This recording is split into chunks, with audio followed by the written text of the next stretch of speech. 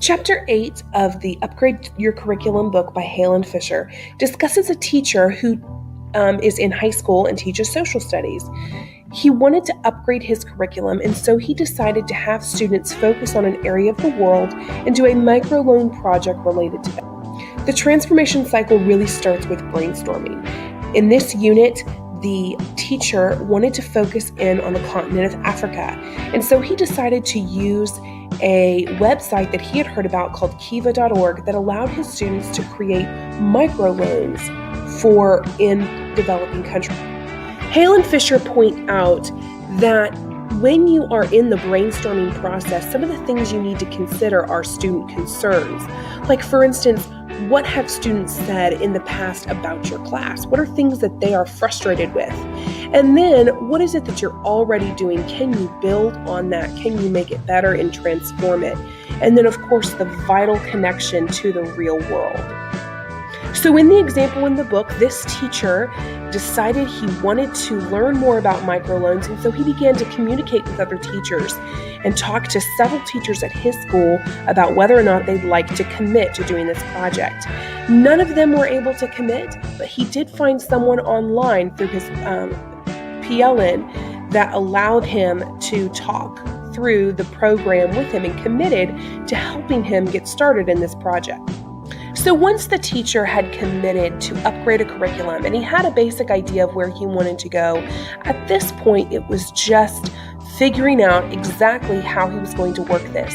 And this is where collaboration became such an important piece, because he was able to talk through with his friend online how he was going to make this work. And what he came up with was really an amazing idea.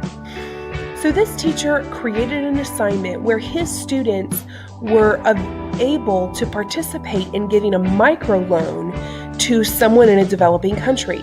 He did it through a website called Kiva.org, and this is a charitable organization that loans money to people in developing countries so they can begin businesses and have a sustainable future. This teacher decided to focus in his unit on the continent of Africa, and so his students in groups chose a country in Africa that they could give their money to. He had a gift card for this Kiva.org organization, and so he was able to use that to fund these loans. Each group had $25 that they could loan, and so they had to research how they wanted to do it. The teacher expressed the fact that this was really an amazing experience. His kids just absolutely loved it. They got so involved and they took it very seriously because they understood that there was a real person somewhere else in the world that they were going to help. They were going to change that person's life by giving them a small loan, a micro loan.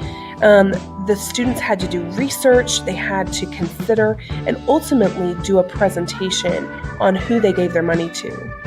So when this teacher had finished his unit, he talked to his students about their experiences, and he got reflection and feedback from the students and from the parents, from the community at large. And then, of course, he also made his own teacher reflections, and he talked out some of his ideas with his friend on the internet and with other colleagues. And so this is really that reaction and reflection piece as he started to think through what he did and what went well and what didn't. The authors of this book, Hale and Fisher, really push this idea of spiral transformation. In other words, every single time you upgrade something, you're always going to keep doing it. There's always going to be a new spiral, a new upgrade. And this example was no different. As soon as they had finished their unit, the teacher had ideas of what he was going to do next time. And that's really the center of this spiral learning. I teach economics and government, so this microloan idea is very interesting to me, specifically for the economics piece. But for the government piece, I also found something online that is a similar idea in terms of creating an authentic experience. And it's this organization called Project Citizen. So essentially, this is a group of teachers and legislators who try to get kids involved in creating bills and legislation.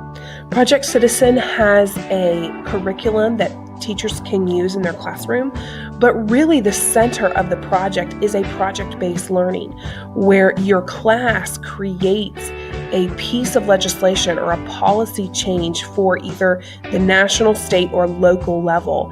And then they submit that policy change to a national showcase.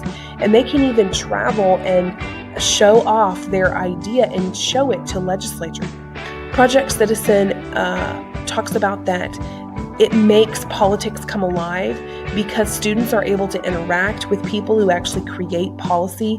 They're able to have something real to say to them, and they're able to actually talk about policy because they've spent, months working on a policy change.